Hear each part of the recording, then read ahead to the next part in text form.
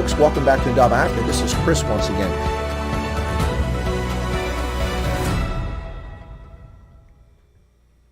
Hello, folks, and welcome back to the Indaba Africa channel. This is current retired Chris Wyatt here in central Pennsylvania with my special guest today, folks. This is none other than the leader of the Inkatha Freedom Party.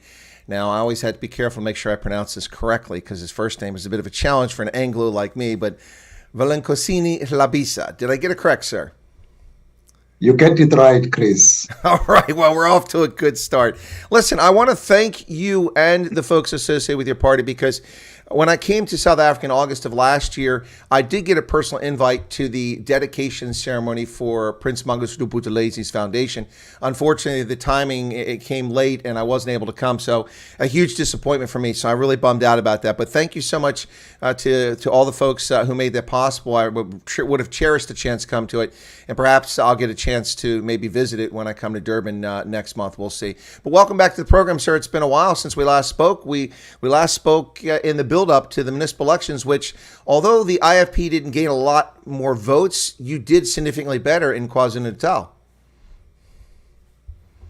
Thank you very much, and good afternoon, Chris, the viewers and the listeners of this program. Indeed, it has been a while since we last spoke.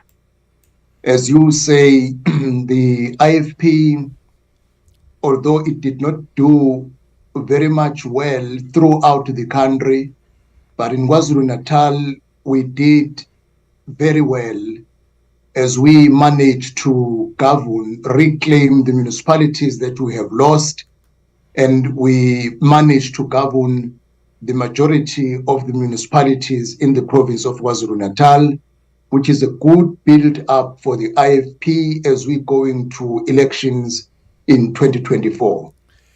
Now, sir, what's ironic for me is that I had suggested to opposition parties before the 2020 municipal elections that it was critically important, in my view, as a political analyst, that they get out and do their best to either win a municipality outright or in a coalition with like-minded parties for the 2021 municipal elections. And my argument, and I want to get your take on this, my argument was that that's critically important because in day-to-day life, South Africans, Americans, Brits, wherever you may be, the way you see governance is how it's delivered locally. And in South Africa, that's especially poignant because in South Africa, people pay their electricity through their municipality, their rubbish removals through the municipality, water. All these are services that, like here in the United States, each of the things I just mentioned is provided by a private vendor, not by the local government. So in the case of South Africa, when it doesn't work, you see it immediately. And if you want to change people's lives, the quickest way to do it is at the local level. So this is why I argue that opposition parties should get out there and fight for these municipalities. It looks like the IFP, I don't know if you guys heard me say that, but it looks like the IFP did that successfully in KwaZulu-Natal. What do you say about that, sir? Indeed, Chris, the IFP was all the way out during the 2021 local government elections. Of course, we were affected by the COVID-19 as it affected the whole world. Our programs to expand nationwide were deprived by the almost 2 years in the lockdown. The little time we had to consolidate our base, which is KwaZulu-Natal, and we would have got more than what we got if it wasn't the effects of the COVID-19, but it doesn't help, therefore, to cry over COVID-19 for too long.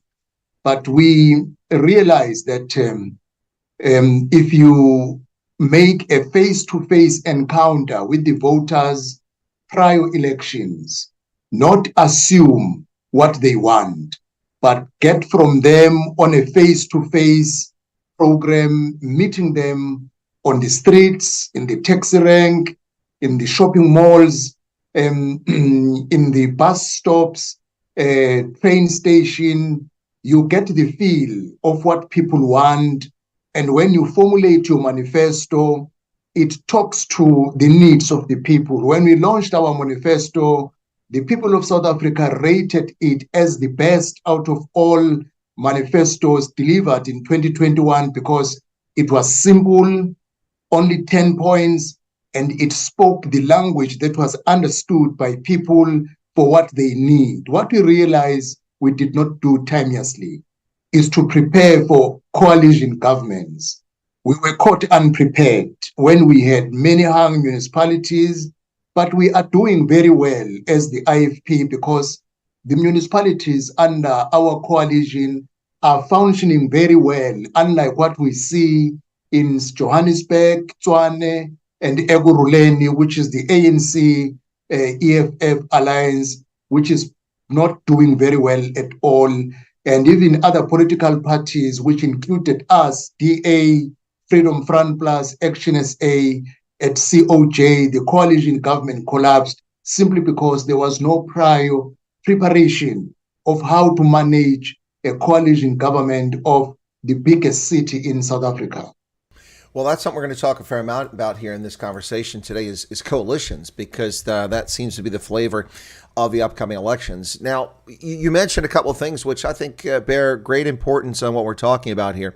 In 2021, a measure of or one measure or one tool that certainly played a role in the success that the Inkatha Freedom Party enjoyed was that what you're describing we call retail politics here in the States. Your party organizers went out, as you said, they went to taxi ranks to try to recruit voters, to make them aware. And you didn't come up with this overly complicated multi-page document in which you promised voters the world. Now, for me personally, I think that really resonates with voters. If a party is going to tell me these are the points I'm going to focus on, we all know that the whole world is broken. You can't fix everything. So these are the points you're going to focus on, and you're going to go out and meet people where they're at. That's the thing I've been telling opposition parties. The Democratic Alliance hasn't listened to me, and some parties have, is that you have to go where the people are. People were telling me that, well, certain people, because they're white, won't vote for this party. Certain because they're black won't vote for this party. I said, well, until you go to the townships and the leafy suburbs and the farms and the ports and the work hostels for the mining camps, until you go to all those places, how do you know who's going to vote for you?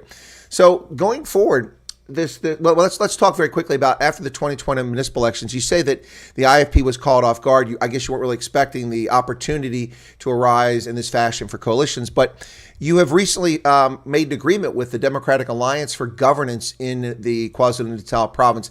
Is that coalition agreement, is that going forward from now, every place you work together in the province, or is it focused on 2024 at the national and provincial level? No, the service level agreement that we signed with the Democratic Alliance should have long been signed because it deals with the local government sphere following the 2021 local government elections. That is why I'm saying we were caught unprepared, all of us as political parties in South Africa. The evidence is instability that we see in some of the municipalities. The IFP decided to get into a written agreement with the Democratic Alliance, which we are going to publicize for the voters to know what is it that we agreed on, but specifically it is about service delivery, the things that we agreed upon to prioritize services to be given to our people.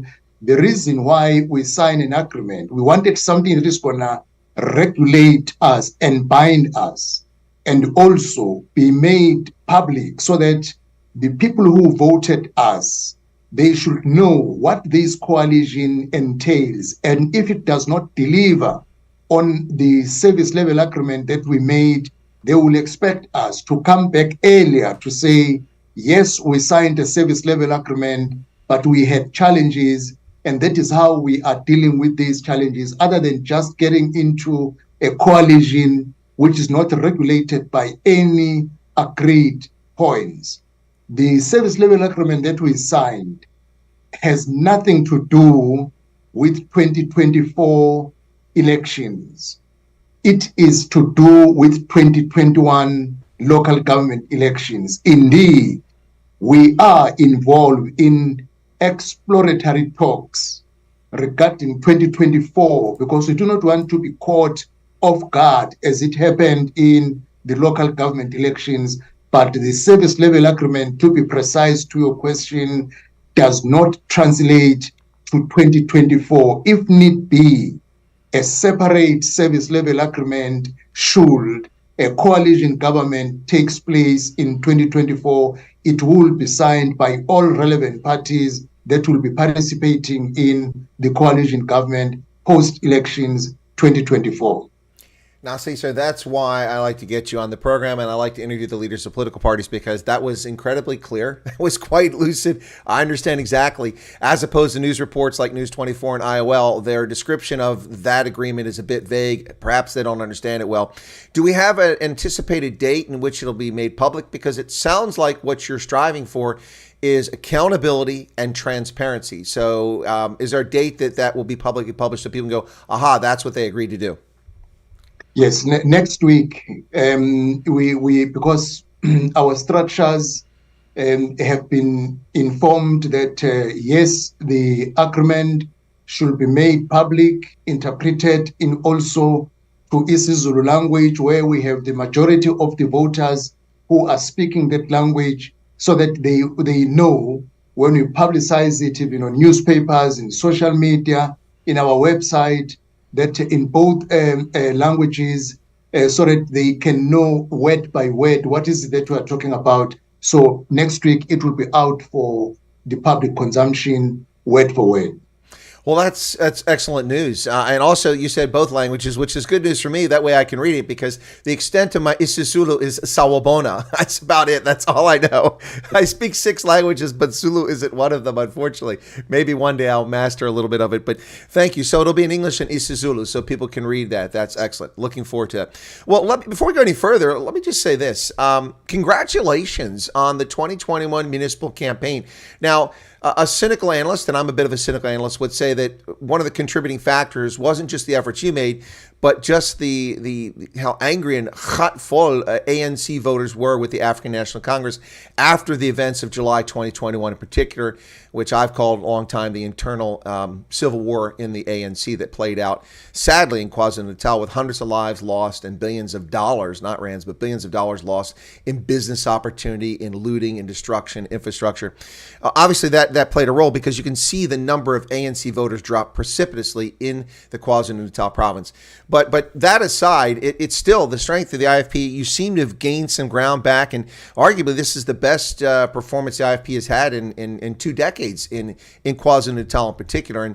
And so congratulations. I just want to offer you congratulations, because I think your party did very well. Thank you very much for that. But we're also doing very well of late, even in Mpumalanga province. Really? That's interesting. Please share that with us. Yeah. The by-elections in a period of 20 months since 2021, the IFP is the party in South Africa that is in an upward trajectory in terms of winning more support. We are taking votes from the ANC in KwaZulu-Natal, their stronghold, the areas which they have been controlling since 1994 during the first democratic election. They are losing them one by one, those which they survived during the 2021 local government elections. And what is surprising, the change of scale in other areas where during 2021 we had about 8% support, we tipped the scale to close to 50% and drove down the ANC to somewhere 30%, because a general mood in South Africa, people are fed up with the government, because on crime, it has failed them. On employment opportunities, we are sitting home with graduates, medical doctors.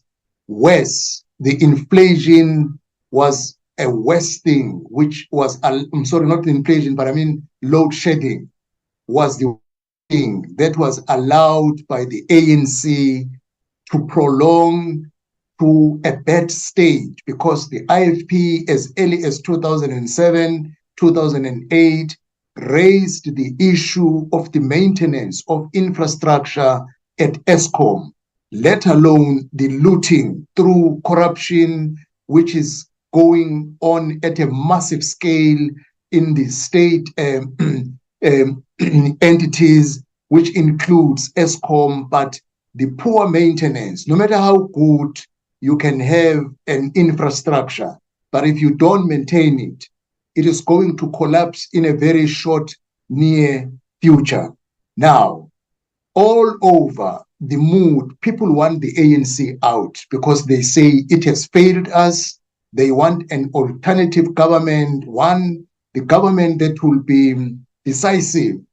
You know, if you are a government, you must be decisive in terms of taking decisions, implement them, and introduce consequence management. We are sitting with the report by Justice Zondo on State Capture Commission. They are moving backward and forward in terms of dealing with people who are implicated. Yes, people have a right to challenge the report by Justice Zondo, but that should not stop the government to be decisive on consequence management because people are known. And therefore, in Mpumalanga, as I'm saying, we are doing very well during the by-election. We are even getting more votes, compared to the EFF, the votes they received in 2021 in areas where by-elections are taking place. We are making more inroads in the Free State province. But we know that we have a limited time, which is about 9 months now to go to elections next year. We want to consolidate our base, the municipalities we won, because if voters wish so, we want them to allow us to govern once again the province of KwaZulu-Natal and get more seats in the province of Gauteng, which will be our springboard to 2026 local government elections, and definitely in 2029, during the national and provincial elections, the IFP will be an influential party at a national scale. Well, that's an interesting approach, and congratulations on the by-elections in Mpumalanga. I did notice those, but I guess I didn't really pay that close attention that it was piling up. And also advances in the Free State. And that kind of raises another topic. Traditionally, historically, the Inkatha Freedom Party is identified by most people outside of it as a Zulu-based political party. But I do know that, for instance, you've got some in KZN, you've got some white folks that aren't Zulu who vote for the IFP. One of them is my viewer, who is a devoted IFP voter for a number of years. He lives in Durban, a white guy of English descent, so not even an Afrikaner. But beyond the identity that people outside the party see for the IFP as a Zulu-based party, an identity or ethnic-based party, it sounds, and you can correct me if I'm wrong, but if it's an invalid assumption, it sounds as if you're getting beyond that, at least in Mpumalanga and now in Gauteng, to make yourself not a regional identity-based party, but a national party. As I'm saying, Chris, just wait for 2026 local government elections and 2029 national and provincial elections. Because, if you want to plan for success in the elections, you can't do it overnight. 9 months cannot yield to any good results. You need something about 2 years to 3 years as the minimum. The maximum is 5 years to make a huge change. It is our program to expand our national footprint to all provinces of KwaZulu-Natal. In 2019, October, I embarked on a nationwide program, province to province, township to township, visiting people in provinces of South Africa. We went to Limpopo, we went to Northwest, we went to Mpumalanga, we went to Free State. When we were about to go to Eastern Cape in March 2020, COVID-19 kicked in and stopped the whole process. We will resuscitate our program of expanding the footprint of the IFP to deal exactly with a propaganda that it is a regional party, because we have supporters in Mpumalanga, we have councillors in the Mpumalanga province, we have supporters in Limpopo, we have supporters in Free State, but we now want living human beings in the provincial legislature in these other provinces beyond the councillors in Gauteng. We got more councillors than before in 2021, and we want to increase our representation in the provincial legislature in Gauteng, which is outside KwaZulu-Natal. Well, it sounds as if what really happened there is that you had a plan already in place. And while the party did well in KwaZulu-Natal, particularly well in 2021, that you paid a price because of the events related to the pandemic, which really crimped your ability to get around the country and get your message out. Is that a fair statement? It is a fair statement, but I must assure you, Chris, the progress that is seen now has many years back being planned. As I said to you, if you want to win elections, the minimum that you must have is 3 years to plan for the elections so that you can have an impact, and the maximum is 5 years. Immediately, once the elections are announced, the following day you must start planning for the next elections after 5. If you don't do so, you will never do well. You will remember, Chris, the IFP was nearly, it declined to the lowest point in 2011 when we had a split of the NFP. In 2012, we went to the drawing board where we made a plan for 3 elections in a package, 2016, 2019, and 2021. And it yielding to the results which we planned in 2012, and now we are planning for 3 elections, 2024, 2026, and 2029. That is why I'm saying you will see during the 2026 local government elections and the next national and provincial in 2029, the IFP will be a factor to be reckoned with in the politics of South Africa. Now, it's interesting because we look at South African politics over the years, we've seen some parties lose their support over time. For instance, General Bantu Holomisi's UDM has declined in support, and he's dropped from a significant number of votes down quite a ways. Now, the IFP itself had its heyday so far as number of votes and percentage back after the Democratic dispensation in the mid 1990s, late 1990s, early part of this century.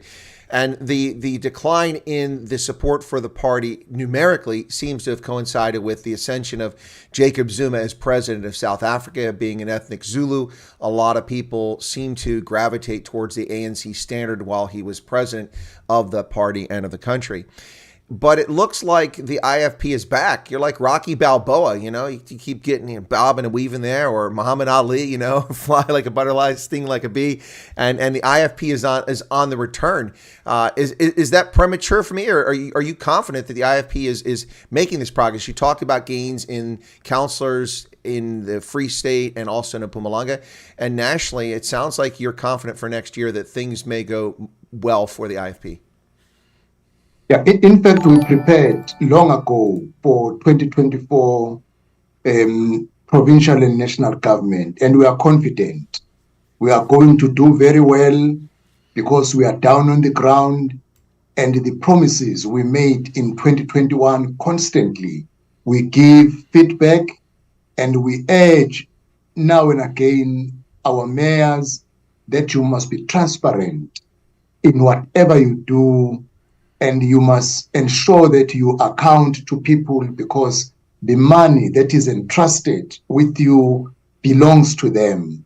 You must ensure that you carry them along with you in your programs, and where you have challenges, do not take too long to go and report that here we are stuck and what is the option we are having in order to make progress. So now, the local government sphere, where we govern the majority of municipality, is a barometer on which people will judge us that if IFP is given power, how do they use that power, so that on the basis of that judgment, they can even further endorse the IFP to reclaim the province of KwaZulu-Natal and have more support in Gauteng and other provinces, and also increase our representation at a national level, because That is our target.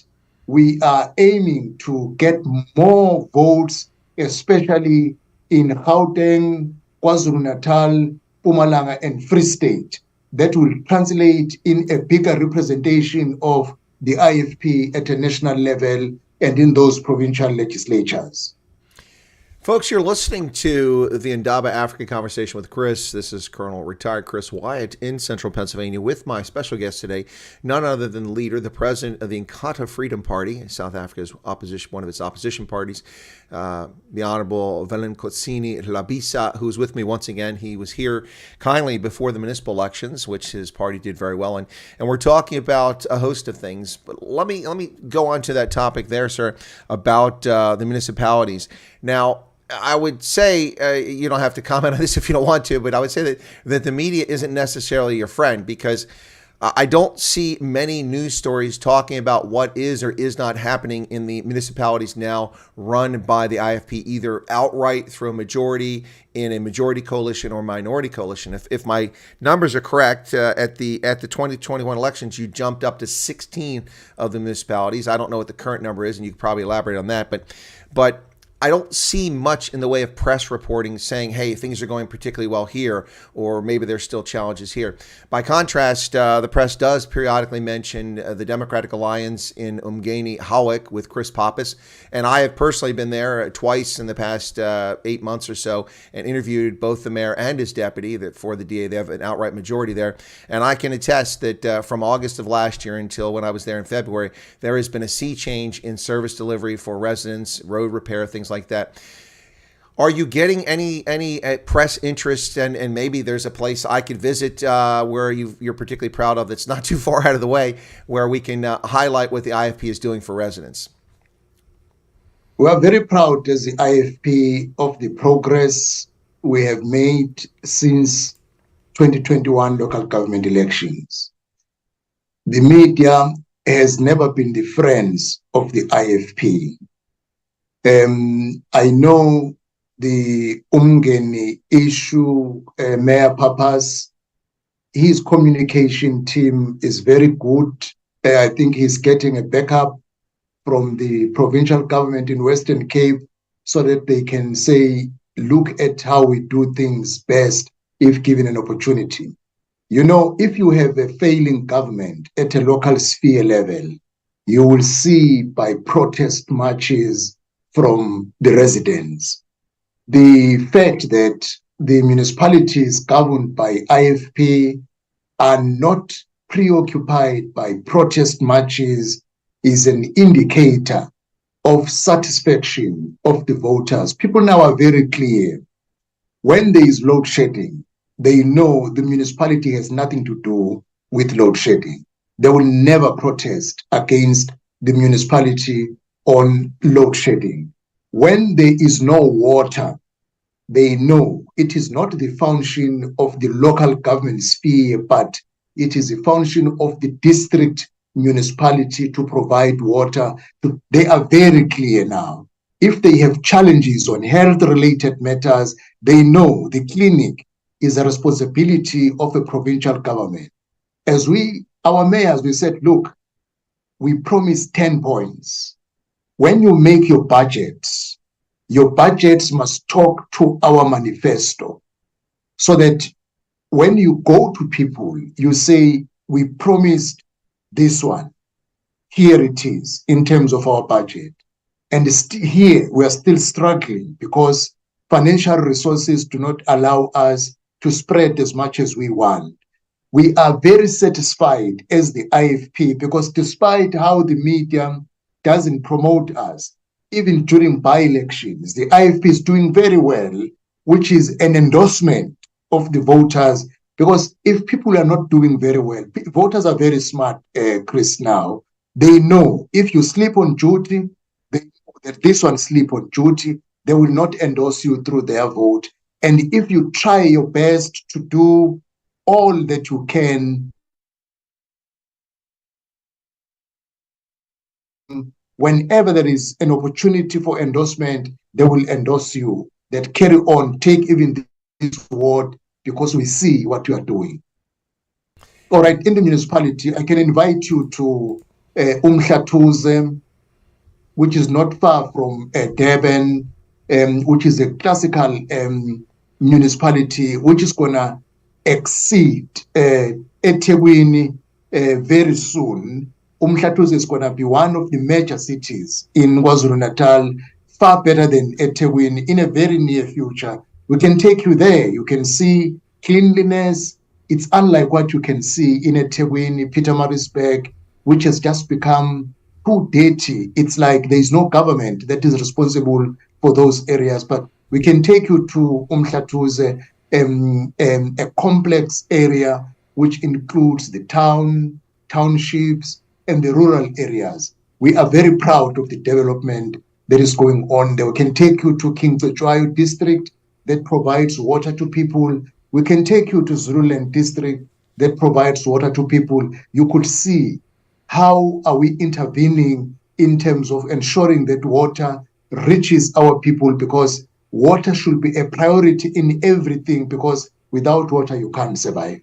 Absolutely. You can go without food for weeks on end, but without water, about 3 days, that's the end of it for a human being. You've got to have water. And that's a real issue, what with the flooding and the poor maintenance. We saw the impact of the failure to keep the storm drains clean and maintain runoff, and what it did when the floods hit KZN. Really, really sad to see. Wow, that's okay. Well, thank you. I'll reach out to your PA and try to sort something out for that afternoon, or the next morning when I fly out of Durban coming up in August. I think that'll be the afternoon of the 14th, and maybe early in the morning something on the 15th before I fly back up to Gauteng. So, all right, well, cool. That would be very interesting. I'd like to see that. So let's shift the gears a little bit here, President Hlabisa, and talk about coalition possibilities for 2024. Now, I have cynically said a little bit to my audience that there is one concern. Well, first off, I predicted on November 1st, 2021, that the ANC would, at best, in 2024, get 42% of the voters who bother to rock up at the polls. That was my prediction then. I think they could drop to 38% now, but it all depends on the memory of South Africans, how angry they are come whatever election day is, May, June, July, August of next year, whenever it is. But so I'm sticking with the 42%. So they're not going to have an outright majority. They are going to have to form a coalition. And I know that Cyril Ramaphosa detests Julius Malema, so that seems an unlikely coalition, but not impossible. It seems possible that what's being bandied about now by John Steenhuisen of the Democratic Alliance and other parties like your own who are looking at this so-called Moonshot Pact could be an alliance of opposition parties to form a bloc to come up with a ruling government in Parliament. Now, the challenge that I worry about is that if you look at European parliamentary politics, in Italy in particular, from the end of the Second World War until the late 1990s, they went through dozens of governments because you always had to have these agreements and parties would pull out. And you just saw the Dutch government collapse because their parties are now fractured into a whole bunch of small blocs. My concern going forward would be the ability to hold this coalition together. But what do you think the possibilities are? And we'll talk more about this, including comments by Dr. Peter Groenewald from the Freedom Front Plus. But what do you think about the possibilities of this Moonshot Pact? Because the IFP is the term correct to say you've signed up to it, or maybe you've agreed to it in principle to be part of this so-called Moonshot Pact, along with the Democratic Alliance and others? Yes, the IFP has agreed to the National Convention. In our preliminary discussions, we have come to an agreement that the term moonshot is not an easy term for just an ordinary person. It requires someone to go to the dictionary or go to Google. But now we said, let us work on a national convention, which will be a multi-party meeting in August. We are still mobilizing more political parties because if you want to govern, you must have the majority of 50% plus one. Then you need numbers. We are still pursuing other political parties to join. We know some of them will even join after the elections, because what we're agreeing on, we are not going to form an alliance before elections. We are not going to form a coalition before elections. We are going to be independent political parties, but who agree on certain priorities. Crime, making a growing economy in South Africa, deal with unemployment, have a reliable energy, provide quality education, ensure sustainable and good health system, the top 6. If we agree that these are our top priorities, our different manifesto should talk to people that vote us. These are the priorities we will be striving for: fighting corruption. Now, we are confident, therefore, that what we are doing now is to prepare, because in South Africa, you only have a limited time to form the government between the announcement of results and the inauguration of the government. So if you did not do groundwork prior elections, you will commit many mistakes in trying to form a coalition. So now all the like-minded people who agree that the ANC has destroyed our country, our focus that let us work together as a team, not as a one political party, but a team sharing a common vision with common principles and values and having common priorities that we will be championing throughout our campaigns. Should we, because from all angles, the ANC is very unlikely to get more than 45%, as you rightly put them, 42%, but getting 50% plus 1 is something very far away from them, because they have made mistakes from every angle. Things are moving from better to bad and to worse. They fail in every area. And people of South Africa, we have 14 million people who are registered but do not vote. They say, why should I go to vote? Because the ANC will remain in power and carry on abusing our money. We're going to have a special message to those people that as long as you do not participate in the elections, other people will vote and carry on to keep the ANC in power, and the ANC will carry on to abuse your resources because you are not taking an action to remove them from power. That will be the message we'll be sending to the 14 million, and there is 13 million who are eligible voters but not registered. We will be driving a massive campaign to those people. You know, last year in 2019, ANC had 10 million voters in order to win elections. If you have 14 million plus 13 million is 27 million.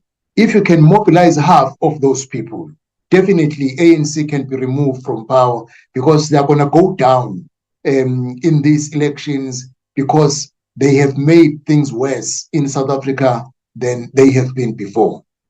Well, I think one thing we definitely, the two of us can agree on, is that the ANC has been a huge disappointment post-liberation. They've really disappointed us in so many ways. The penchant for kleptocracy and theft, and it seems to be the single-minded focus. And again, this is op-ed on my part here, folks. But the single-minded focus seems to be on retaining power and enriching cadres, not on serving the needs of South Africans. And when I talk about the ANC, what's so disappointing for me is that they've failed black, white, and brown South Africans. It doesn't matter who you are. If you're not a cater, they're not there for you. It's really disappointing. And it'd be refreshing to see other parties have an opportunity to do something. So Going forward, now you're welcome to use this phrase if you like, but before John Steenhuisen threw that phrase out there, Moonshot Pact, I talked about a grand coalition of opposition parties. I call it a grand coalition. Now, the national convention you mentioned, President Hlabisa, I will be covering. I haven't sorted out how to get press credentials or access yet, or if I'm even welcome to come in there. If the public's welcome, I don't know. But I will be at Emperor's Palace on the 16th and 17th of August to cover the event. And worst case, I'll be standing in the hallway grabbing people coming out and putting them the microphone to get their comments if I can't get credentials. But I will be there for that, and I look forward to it. It should be a very interesting conversation for the parties involved. Now, there's three parties that are sitting on the outside that I suspect may come to the standard, although one of them is making noises right now, which is kind of not really in line with what we're talking about here. But those three parties specifically I'm talking about are Bantu Holomista's UDM, Kenneth Mshwe's ACDP, and Terra Lakota's COPE, all of which are sitting outside. Now, of the three, COPE is the one that seems to be fading the most. I don't know what their fortunes will be next year. But the ACDP and UDM have an opportunity, especially the ACDP in the Western Cape, among other places, to bring voters to the table, to secure votes for their party, and potentially be part of this grand coalition.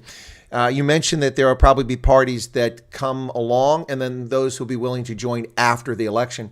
And I suspect that's probably a fair assessment on your part, your analyst and yourself, because winning is contagious. Once people see that opposition parties can get larger block of the votes, and that could be a combination of things you just talked about.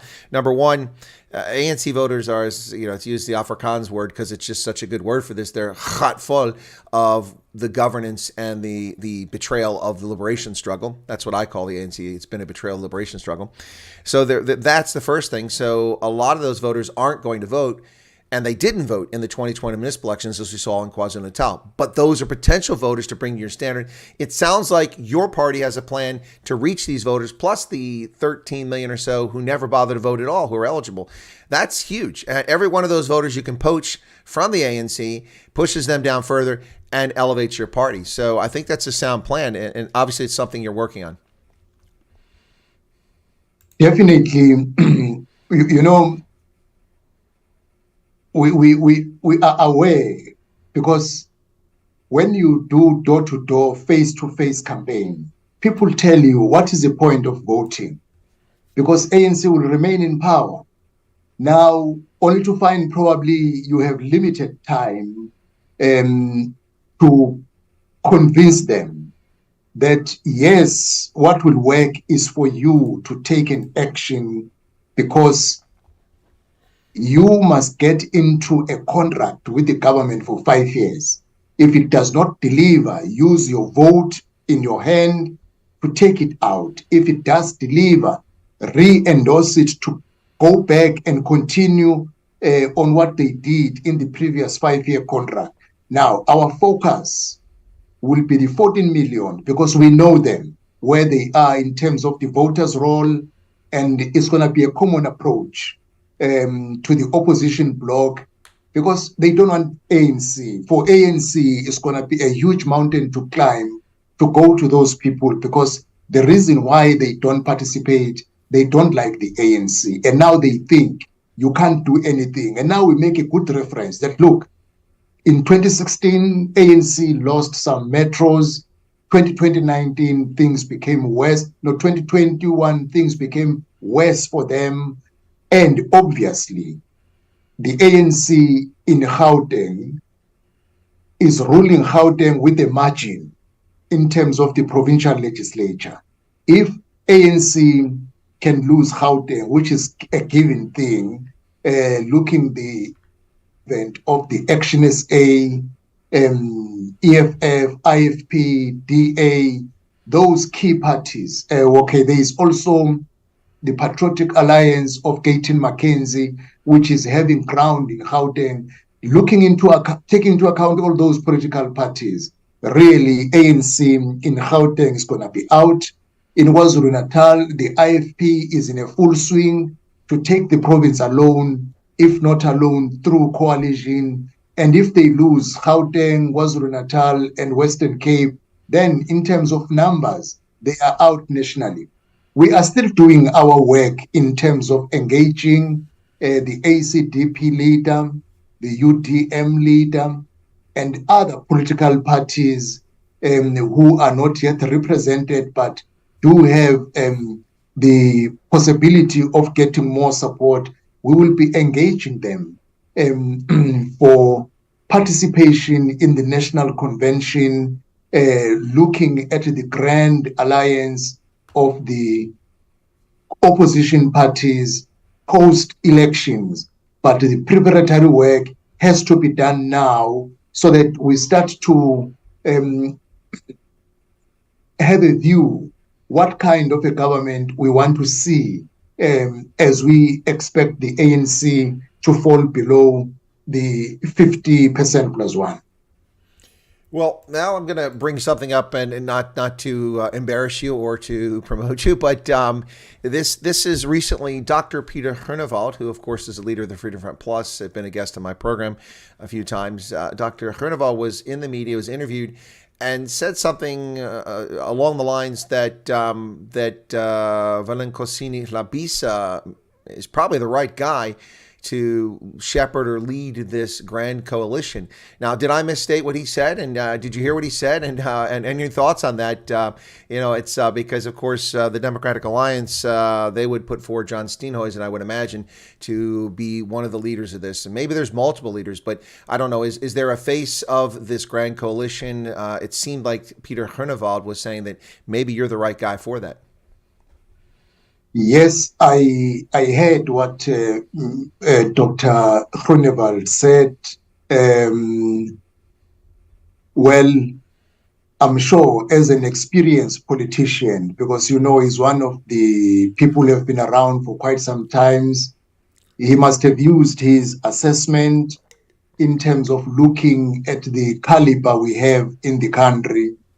And of course, in a coalition government, it does not necessarily say a bigger party will lead the coalition government, because a coalition government is a government of more compromise and ensuring what can sustain the combination that we are putting together.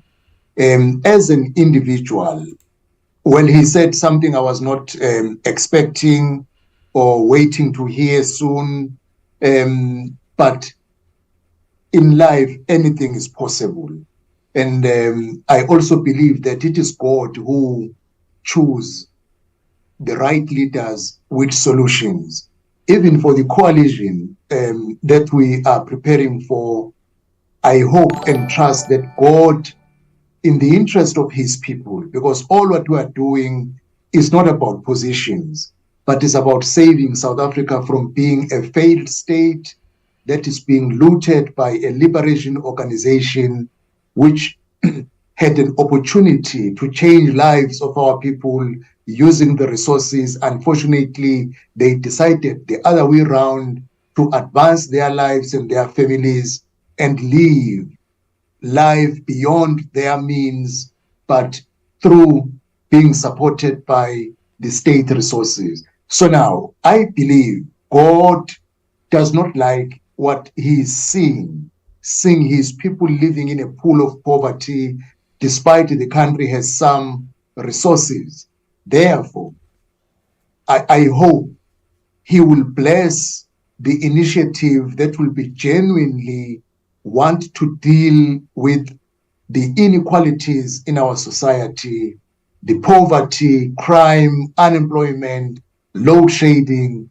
I therefore believe he will also guide the coalition parties in terms of selecting leaders who can make the coalition government sustainable and achieve the desired goals, whoever it can be. Even myself will be willing to be subjected to whoever that we will agree as to lead the coalition government after intense discussions. Well, I have to say that's a very humble response, and thank you for that. It seems that you have something in common with Dr. Groenewald, who's also a very humble individual. And humility is something that we don't see very often in politicians. So it's refreshing when you see it. So thank you for that. We're down to the last 10 minutes or so. You've been very generous with your time. So we'll cover a couple things here very quickly. You could comment on them if you like or not, and then I'll give you the floor here for anything you'd like to share with voters and with the public. One of the things that's out there, which I didn't discuss with your PA ahead of time, so I don't mean to ambush with this, and that's not the intent, but the topic keeps coming up. Now, of course, for a long time, the founder of the party and the face of the party was Prince Mangosuthu Buthelezi. You took over as leader a few years back and now lead the party. He's still in parliament, but he has a role as the as a advisor to the Zulu royal family, and that's been getting a lot of press, this so-called dispute between the prince and the royal family and the succession and all this other stuff that's going on. You've made it very clear to me that the Inkatha Freedom Party is not a Zulu-based party. At least that's not your intent. You're seeking to represent all South Africans. So since that Prince Buthelezi is not leading the party anymore, is this distraction of the Zulu royal family succession and what's going on with the Inganyama Trust and all these things, is that something the party's able to stay away from, or is it having an impact on reaching voters at this stage? Does it affect your party, or is it something that's just there that's related to Zulu and not necessarily to the Inkatha Freedom Party? And I apologize if I caught you off guard because we didn't discuss this ahead of time. No, it's okay, Chris. Let me start, Chris, with the Zulu Nation. The Zulu Nation have seen so many things. They saw the apartheid regime. They saw democracy coming into existence in 1994.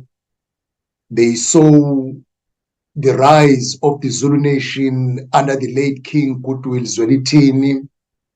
They saw the king passing away, followed by the queen. They saw Prince Mangosuthu Buthelezi driving the process of King Misuzulu to ascend to the throne in a masterful way. It is a common thing in the Zulu Nation when a new king has to rise to the throne, there will be contestations. It's a new thing. It's an old thing. It's not something new. So now, the people of KwaZulu, who are members of the IFP and those who are not members of the IFP, they know how to separate things. They know how to separate politics from religion and from royal family matters. And they know when you have done a right thing, they will award you accordingly. If you look the way how masterfully Prince Mangosuthu Buthelezi managed the ascension to the throne of King Misuzulu, it was masterpiece. He was even admired by his old opponents. Unfortunately, things are not appearing going well as of now, but I hope Prince Mangosuthu Buthelezi, as an experienced senior person in the Zulu Kingdom and in South Africa, is going to manage what we see as a fallout between him and the king. On the issue of Ingonyama Trust, we have a particular interest as the IFP because Ingonyama Trust was established by Prince Mangosuthu Buthelezi, and it is an evidence that the government can give land to people which they will not pay anything for using it. That is what we are advocating, even to the government of the day. We are opposed to expropriation without compensation, but we are saying there is land belonging to the government. That land must be given to our people, and no one has to be paid any money. And the land that is privately owned by farmers, by anybody, which is being used to produce food, we are against the expropriation of that land without compensation.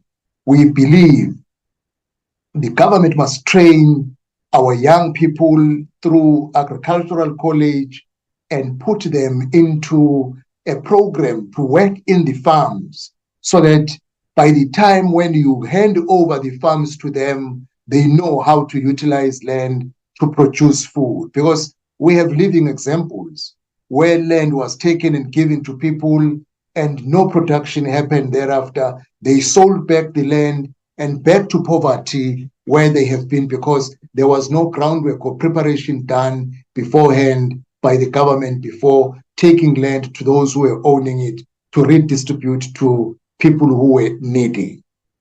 Well, thank you for addressing that topic and also going to the issue of expropriation without compensation, which is something that many of my viewers are very interested in South Africa and around the world. And you've correctly pointed out something I've noted for over 2 decades. The government in the lands and land restitution agriculture ministry, they have done virtually nothing to help aspiring farmers in South Africa. In the United States, I think it's the same in South Africa. We have what are called extension services. Each state departments of agriculture have agricultural agents that work in each of the administrative districts, counties here, and they are the ones that you turn to for advice or information on fertilizers, soils, weather, training for aspiring farmers, things like that.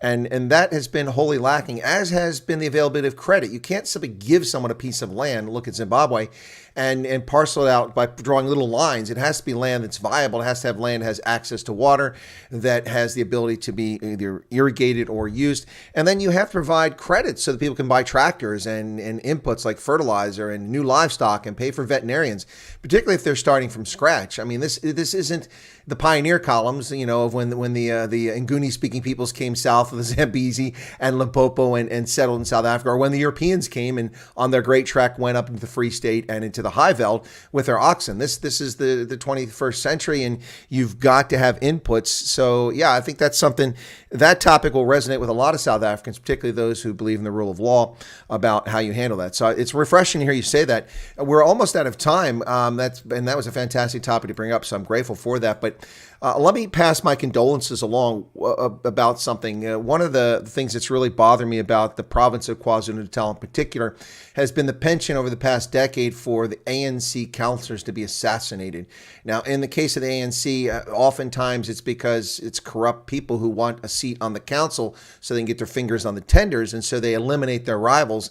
And we've seen some truly horrific assassinations. ANC councillors shot to death with automatic weapons in primary schools, meeting with their constituents. I lost track of the number. Last time I saw it was something 75 ANC politicians assassinating KZN alone. It may be higher than that. But recently I saw a ACDP councillor was killed. And then what I want to pass my condolences along is that you had a councillor, Innocent Makwanazi, who was recently murdered. I don't know what that's tied to, but my condolences for that. And I hope that this contagion isn't spreading around the province and affecting others, because it's really sad to see that sort of thing. But my condolences to the IFP. Thank you very much, Chris, for those words of condolences. And as a country, we are hoping the government is going to step up its actions to clamp down criminals who are killing the public representatives, as you have rightly indicated, and also those who are chasing tenders. We want a government that will introduce consequence management, that there must be people who are arrested, and once arrested, those people must be given severe punishment to send a message that there is no place for criminals in South Africa, and especially if it involves leaders who wants to lay their hands on the resources. A serious action should be taken as a consequence management to send a message that we are against any kind of people who want to loot and benefit at the expense of our people. Wise and well stated. Thank you for that, sir. Well, we've come to the end of our hour. Very generous with your time. You're a very busy man. You've got a party to keep reinvigorating and governance to oversee with your mayors now running 16, at least 16. Is it 16 municipalities, or if I got my number correct, or is it up or down from that? 16 municipalities, a clear win where we won without coalition, but it was 28 municipalities in total Wow. including those who we govern through coalition. Wow, that's very impressive. That's a huge surge back. So congratulations on that. Well, we're coming to the end of this. Again, thank you. I'll reach out to your PA and about maybe setting something up on that the 14th of August if it's possible. I'll be driving back down from Umgeni to coming back down to Itiquini, and so maybe we can set something up near there for that afternoon. But I'll give you the floor here as we wrap up. A chance to share anything, any thoughts, any hopes, any concerns, anything you'd like to share with the electorate out there. It's the floor is yours right now, President Hlabisa. So go ahead and anything you might want to share with folks before we wrap up. Firstly, let me thank the opportunity, Chris, of allowing us as political leaders to engage with your viewers so that people can know what we stand for. I want to encourage whoever is watching or going to be listening to this interview that the electorate must be active in ensuring that they put and also remove a government that does not work for them. We will see progress in terms of development, in terms of stable communities, in terms of government that serve the people. Once the electorate become active, they register that we have a contract with you for 5 years. You will be accountable to us. We will be watching you, wanting to see transparency. If you don't do so, we remove you in 5 years' time. That will be a wake-up call to every political party that is in governance, that don't take it as a right. It is a right of the people to put in and remove the government on the basis of it is performing or it is failing them. Well, excellent. Folks, that's the president of the Inkatha Freedom Party, one of South Africa's opposition parties, Velenkosini Hlabisa. Thank you, sir. I appreciate it. I don't speak Zulu, so I will say it in Tswana. Ke aloha. Thank you. Thank you very much, Chris, and to your viewers. All right. And with that, I'll let you drop off and then I'll wrap up the program. And thank you very much. As I said, I'll reach out to your PA and we'll try to set something up for the 14th. And I'll see you at Emperor's Palace because I'm sure you're going to be there. Definitely I'll be there. All right. Thank you very much, sir. I'll let you drop off. Folks, the president of the Inkatha Freedom Party. Thanks, Chris. You're welcome. All right.